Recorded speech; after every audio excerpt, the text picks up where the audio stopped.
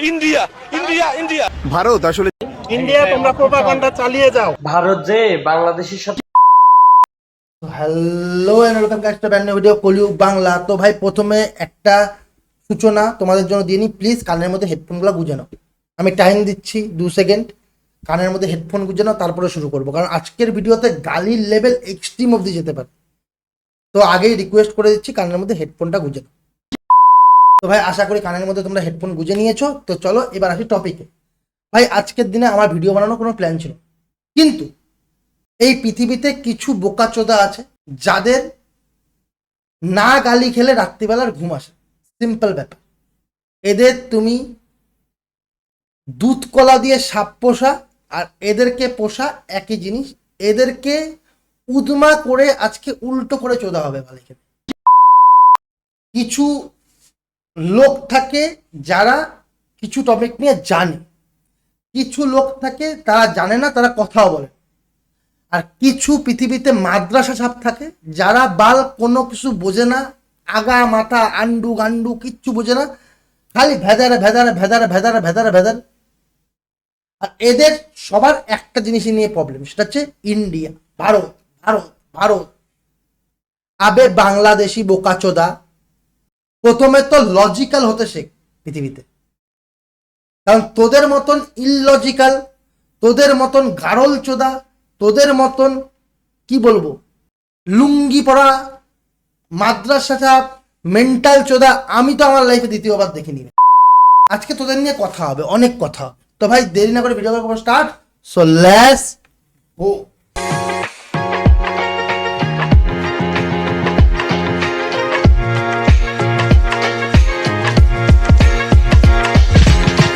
তো ভাই ভিডিও শুরুতেই বলে দিই, ভিডিওটা একটু লম্বা হতে পারে, তোমরা প্লিজ একটু কষ্ট করে দেখে নিও, কারণ অনেক ফার্স্টেশন রয়েছে, অনেক কিছু রয়েছে যেগুলো তোমাদের সাথে শেয়ার করার আছে। তো ভাই রিকোয়েস্ট করবো একটুখানি দেখে নিও। তো ভাই ঝগড়াটা শুরু কোথার থেকে, চলো। ইন্ডিয়ার বাংলাদেশ ঝগড়াটা শুরু হয়েছিল এক খানকির মেয়ের জন্য, ঠিক আছে? যেই মেয়ে এসে ওপেনলি সোশ্যাল মিডিয়ায় বলেছিল ভারতের বিপক্ষে যদি কলা গাছে খেলে আমরা সেই কলা গাছের সাপোর্টার হব, কিন্তু ভারতের সাপোর্টার হব না। তাতে আমার বাল ছেঁড়া গেল। তো ভাই এই নস্টাল মাগির এই কথা প্রকাশের পরে যখন সোশ্যাল মিডিয়াতে ভাইরাল হয়েছে, তখন বাংলা মানে এপার বাংলা যেসব মানুষ আছে, লাইক আমরা যারা ওয়েস্ট বেঙ্গলে থাকি, নর্থ বেঙ্গলে থাকি, তারা এই ভাষাটা বুঝতে পারে এবং এর উপর রিয়াকশন দেয়। প্রত্যেকটা পলিটিশিয়ান বলো, মানুষ বলো, সবাই মিলে রিয়াকশন দেয় এবং এর উপরে কিছু রোস্ট তৈরি হয় এবং কিছু ভিডিও ভাইরাল হয়, যেগুলোর পরে এদের তরফ থেকে একটা প্রশ্ন করা হয়, আমরা কলা গাছের সাপোর্ট করব না তাল গাছের সাপোর্ট করবে, সেটা বাংলাদেশের জনগণের ব্যক্তিগত ব্যাপার। হ্যাঁ ভাই এটা আমিও মানছি, এটা তোদের ব্যক্তিগত ব্যাপার, কিন্তু ব্যক্তিগত কাকে বলে সেটা কি ডেফিনেশন তোর জানা আছে? মানে মাদ্রাসা ছাপ কি সারা জীবন মাদ্রাসা ছাপই থাকবি? শিক্ষাগত একটুখানি যোগ্যতা তোদের মধ্যে হলো না কোনোদিনও? আমি বুঝে পাই না ব্যক্তিগত কাকে বলে। যখন সেটা তার ব্যক্তিত্বের মধ্যে থাকে বা তার নিজের মধ্যে থাকে তখন সেটা ব্যক্তিগত। যেমন এই মেয়েটা যখন জামা কাপড় চেঞ্জ করে উলঙ্গ হয়ে, তখন সেটা তার ব্যক্তিগত, কিন্তু ওটাই যদি সোশ্যাল মিডিয়ায় এসে ল্যাংটা হয়ে ঘুরে বেড়ায় সেটা ব্যক্তিগত থাকে না। সিম্পল ব্যাপার, ক্লিয়ার কি জিনিসটা? সঠিক বলেছেন, আপনার বুদ্ধি ভালো। উনি যেটা বলেছে সেটা যদি না বলতো সোশ্যাল মিডিয়ায় তাহলে ওটা ব্যক্তিগত থাকতো, কিন্তু যখন ওটা সোশ্যাল মিডিয়ায় বলে তখন সেটা ব্যক্তিগত আর থাকে না, তখন সেটা 10 জন দেখছে আর সেটা তখন তার জন্য ব্যক্তিগত নয়, কারণ প্রত্যেকটা জিনিসের সাথে মানুষের ইমোশন জড়িয়ে থাকে। 1971 যখন তোদের মুক্তিযুদ্ধ হয় তখন ইন্ডিয়ার অনেক মানুষ গিয়ে সেখানে যুদ্ধ করেছিল, তো সুতরাং সেখানে ইমোশন জড়িয়ে আছে। এটা কি বোঝার ক্ষমতা আছে তোদের? নেই। যদি থাকতো তাহলে এরকম বালছাল বকতি না, ঠিক আছে? বোঝা গেল? চলো এবার আসি এখনকার রিসেন্ট টপিকে। ভাই এতদিন ধরে এরা যা করেছে করেছে, আমরা দেখেছি, কিছু বলিনি, চুপচাপ ছিলাম, কোনো ব্যাপার না। কিন্তু রিসেন্টলি এদের স্বাধীন দেশ আবার স্বাধীন হয়েছে, জানি না, মানে হচ্ছে দাদুর বিচিকে বাবার বিচি বানিয়েছে। তো ভাই এখন এদের স্বাধীন দেশে নতুন কথা শোনো। আসাম আমার, পশ্চিমবঙ্গ আমার, ত্রিপুরাও আমার, এগুলো ভারতের হাত থেকে ফিরে না পাওয়া পর্যন্ত বাংলাদেশের মানচিত্র পূর্ণতা পাবে না। কত হিম্মত একবার দেখি, সুটিয়ে লাল করে দেবো, নোংরামি বার করে দেবো। তো ভাই এবার আপনাদের মনে একটা প্রশ্ন এসেছে বা একটা কথা এসেছে যে ভাই একটা বাচ্চার কথা শুনে বা গায়ে মেখে কি লাভ? একটা কথা মাইন্ডুডলি ভেবে দেখবে, আজকে একটা বাচ্চার মনে এরকম ভাবে বিষ ভরে দেওয়া হচ্ছে যে ভাই ইন্ডিয়া ভালো না, ইন্ডিয়ার এই জায়গাগুলো আমাদের, এগুলো আমাদের ক্যাপচার করতে হবে। এবার চিন্তা করুন, আজ থেকে 15 বছর পরে যখন এই বাচ্চাগুলো বড় হবে, কে বলবে না এদের মধ্যে কেউ টেররিস্ট হবে না? মনের মধ্যে যেভাবে বিষ ভরে যাচ্ছে, হয়তো 100টা বাচ্চা যদি বড় হয় এরকম ভাবেই, এরকম থট নিয়ে, তাহলে আগামী দিনে পাকিস্তান থেকে টেররিস্ট, বাংলাদেশ থেকে টেররিস্ট, চীন থেকে অ্যাটাক ইন্ডিয়া সহ্য করতে পারবে তো? তো ভাই এবার আসি এখনকার ট্রেন্ডিং টপিক, সেটা হচ্ছে বাংলাদেশের বন্যা নিয়ে। ঠিক আছে, তো ভাই বাংলাদেশের বন্যা নিয়ে তুমি যদি মনে করো যে আমি দুঃখ পেয়েছি, তাহলে আমার চ্যাটের বাল ছেঁড়া গেছে, আমি ভালো দুঃখ পাই। তার পিছনে একটাই কারণ এরা নিজের দেশের যারা উন্নতি করে বা দেশের যারা হয়ে কাজ করে তাদেরই এরা গাড় মেরে রেখে দেয়। প্রুফ দেখিয়ে দিচ্ছি। যে অবস্থা দেখতেছি, আশ্রয়টাই দেওয়াটা ইম্পর্টেন্ট। 20টা এখানে 35টা পরিবার আছে, মানে 35 জন আছে এখানে, আর 7টা পরিবার না, 7টা পরিবার। আমার অফিসে 800 মানুষের স্টাফ, শুধু মানুষের পা ধরতে বাকি ছিল যে টেলিভিশনটাতে জ্বালেন।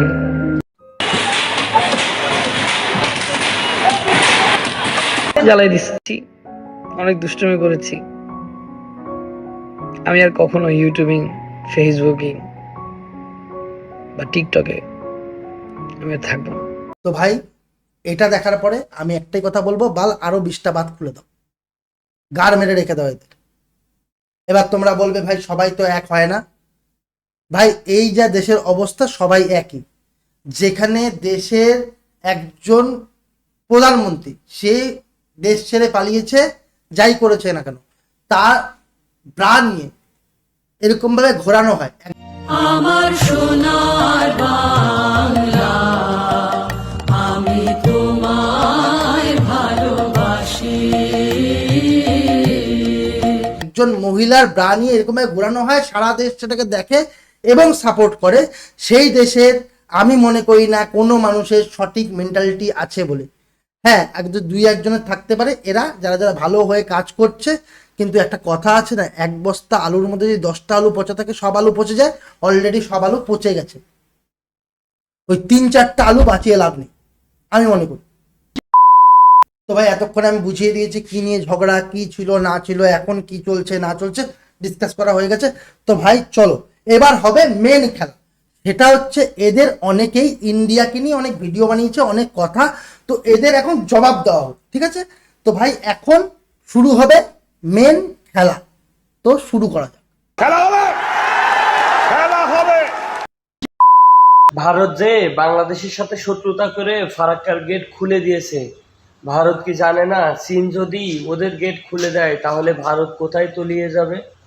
সবাইকে একটু ভাবা উচিত, ভেবে কাজ করা উচিত।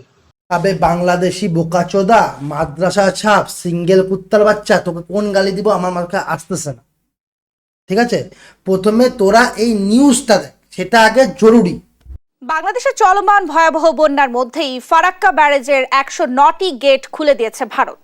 ভারতের বিহার ও ঝাড়খণ্ডে বন্যার জেরে এই সিদ্ধান্ত জানিয়ে বন্যা পরিস্থিতি ও পাহাড়ি ঢলের বিষয়ে আগে থেকে বাংলাদেশকে তথ্য দিয়েছে বলে দাবি করেছে ভারত। সোমবার ব্যারেজ কর্তৃপক্ষ জানান, প্রতিবেশী 2 রাজ্যে বন্যার জেরে পানির চাপ বেড়েছে। তো শুনলি, এটা তোদের বাংলাদেশি নিউজ, আমাদের ইন্ডিয়ার কোনো নিউজ চ্যানেল না। ঠিক আছে, এবার তোর অনুরোধ কার কাছে? চীনের কাছে।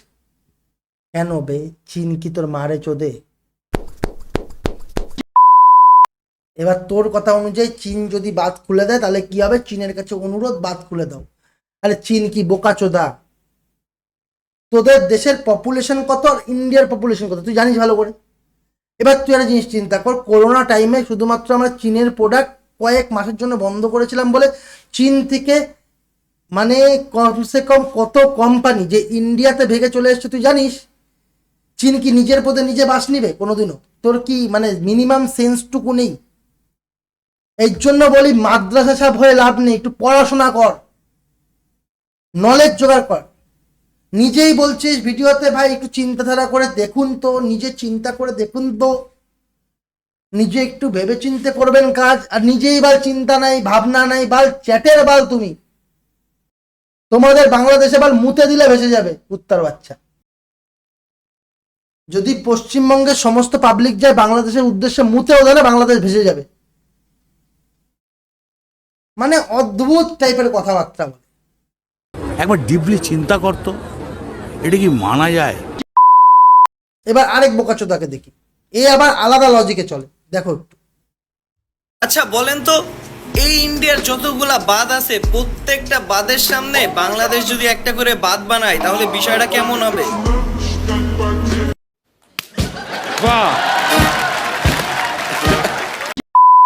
ভাই পৃথিবীতে দুটাই দেশ আছে যারা এরকমভাবে থট করতে পারে, একটা হচ্ছে পাকিস্তান, 2 নম্বর বাংলাদেশ। পাকিস্তানের লোকেরা বলে ভাই আমরা রাত্রিবেলায় সূর্যের দিকে রওনা দিব, আর এই বাঞ্চতগুলা নদী ড্যামের সামনে ড্যাম বানাবে। আরে তোরা কি বোকাচোদা? মানে মাথার মধ্যে কি আছে? মানে পাকিস্তানের মাথায় তো গোবর ছিল, তোদের মাথায় গোবরও নেই, শুকায় ঘুটে হয়ে গেছে। মানে একটা লোক কতটা উদ্গান্ডু উজবু, মানে কি বলবো, থট লেভেল কতটা সেই পরিমাণে নেশাগ্রস্ত হলে একটা মানুষ কথা বলতে পারে যে ড্যামের সামনে ড্যাম বানিয়ে দাও। নেশা করে কিনা আমি জানি না, একবার দেখতে হবে পুরো পাতা পাতা খাই কিনা। ভাই আমি একটা কথা বলি, শোন, আমার মনে হয় না তোর বাবা তোরে জন্ম দিছে। আমার যা মনে হয় তোর মা কোনো গাধা ভাতা দিয়ে চুদাইছে, তারপরে তোর জন্ম। নাহলে ভাই এরকম ব্রেন কারো থাকতে পারে না। একটা সিম্পল থট, তুই জানিস ইন্ডিয়া থেকে বাংলাদেশে কতগুলো নদী প্রবাহিত হয়? এই তো আমি লিস্ট দিচ্ছি, পড় একটু ভালো করে পড়, কতগুলো আছে।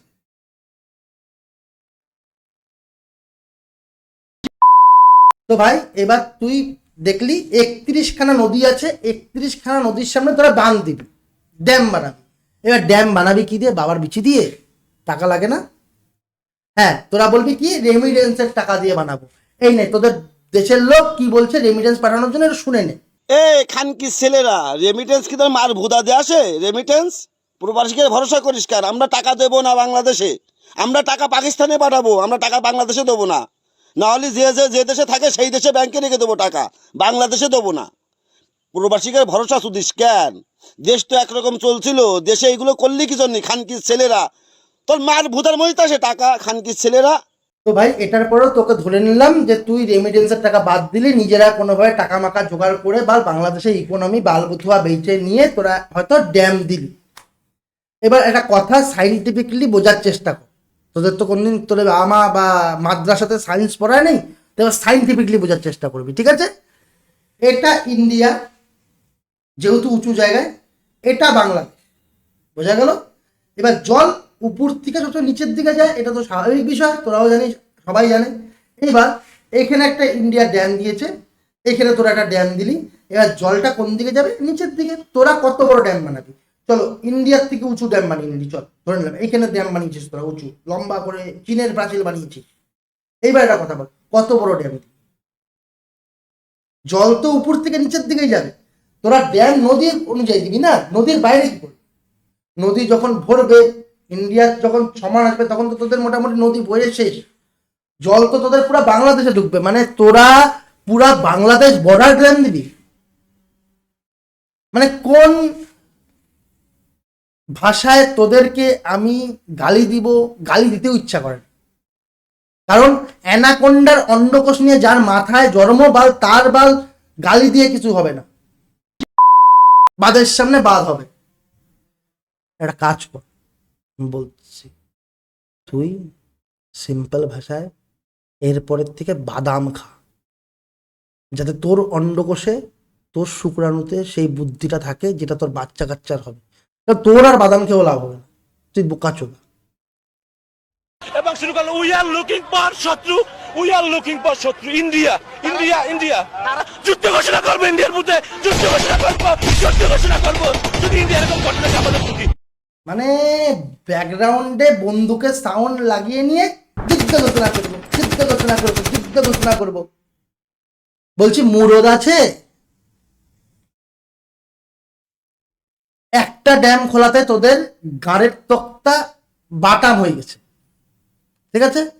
এখন তুই যুদ্ধ ঘোষণা করবি, ভাব তো সবগুলা খুলে দিলে কি হবে? একবার একটু লিমিটেড এইটা দিয়ে একটু চিন্তা কর। একটা খোলাতে তোদের এই অবস্থা হয়েছে, সবগুলা খুলে দিল, ভাব সব খুলে দিল একসাথে নন স্টপ। সামলাতে পারবি? ঠিক আছে, চল যুদ্ধের মতন করে যুদ্ধ হবে, ঠিক আছে? কোনো ড্যাম ফ্যাম না, একদম লজিক্যাল যুদ্ধ, যেটা যুদ্ধ হয় আর্মি ভার্সেস আর্মি। তোদের ফোর্স সংখ্যা কত? স্ট্যাট আমার কাছে আছে, দেখেন।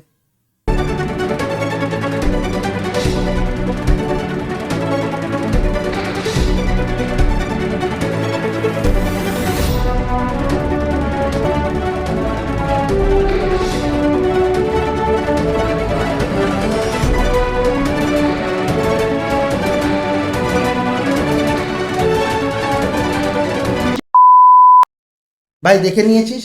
এরপরে যদি যুদ্ধ করার চিন্তা মনের মধ্যে আসে, তাহলে এই রিপোর্টটা বারবার ঘুরিয়ে ঘুরিয়ে লিখে নিবি, ঠিক আছে?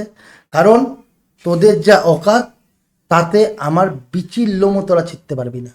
আমাদের ইন্ডিয়ান আর্মির কথা তো বহুত দূরে, ইন্ডিয়া ক্যাপচারিং তো অনেক দূরে, ঠিক আছে? বোঝা গেল? এবার আরেক বাঞ্চত আছে, এ আবার যুদ্ধ নিয়ে লেকচার দিবে, শুনি।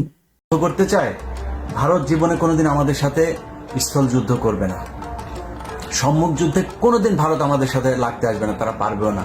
আর পারমাণবিক হামলা করবেন, বড় ভাই ওইদিকে আছে। বাংলাদেশের উপরে যদি পারমাণবিক হামলা বা এই ধরনের কোনো হুমকি বা মানে প্র্যাকটিক্যালি যদি এই ধরনের কোনো কিছু করা হয়, সেটার জন্য পাকিস্তান সাথে সাথে সেটার জবাব দেবে। কে কে কে কে কে কে সাপোর্ট করবে? ভিখারিস্তান। ভাই বাবাকে ডাকছে, বাবাকে। বাবা কোথায়? বাবা, বাবা, তোমার বাবার লুঙ্গি খুলে যাচ্ছে আটা কিনতে গিয়ে। ভাই ভিখারিস্তান নাকি ওদের নিউক্লিয়ার বোম দিবে। তোমার বাবার কাছে আটা কেনার টাকা নেই, তোমার বাবা IMF এর থেকে লোন নিতে যায়, আর IMF এর যে ডিরেক্টর সে ইন্ডিয়ান।